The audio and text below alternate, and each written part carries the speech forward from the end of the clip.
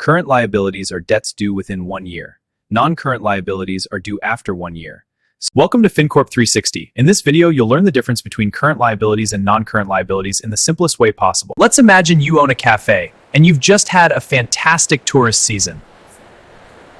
The crowds showed up in large numbers, and your cafe served a record number of customers. One latte, please. Coming right up. Now you notice that your business bank account has some extra cash. That sounds great, but now you need to decide what to do with the extra money. Should you pay your suppliers early and also pay your quarterly sales tax bill in advance? If you do that, you won't have to worry about those payments next month. Or should you pay down some of the loans you took out a few years ago to buy furniture and equipment for your cafe? Paying those loans early would help reduce your long-term debt faster. Both options seem attractive, but what you're really deciding is whether to reduce current liabilities or non-current liabilities. Let's first understand current liabilities. Current liabilities are financial obligations that must be paid within the next 12 months. In simple words, these are short-term debts. Current liabilities are usually connected to the daily operations of a business. For a cafe, one example is accounts payable, which is money owed to suppliers. It may also include wages payable or pension-related payments owed to employees. Another example is sales tax payable, which is tax collected but not yet paid to the tax office. So current liabilities are short-term debts that support everyday business activities.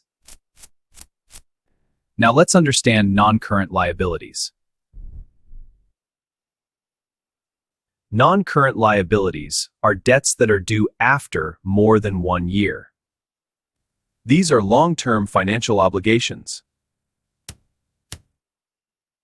Businesses often use non-current liabilities to grow, expand, and invest in long-term assets. For example, a business may take a bank loan to buy equipment, furniture, or other long-term assets. In your cafe, this could include coffee machines, furniture, fittings, and even the lease on your premises. These assets are used over the long term, so they are often funded through loans or lease agreements.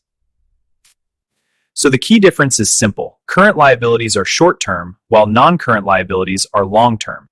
Now there's one more thing you should know about how liabilities appear on a balance sheet.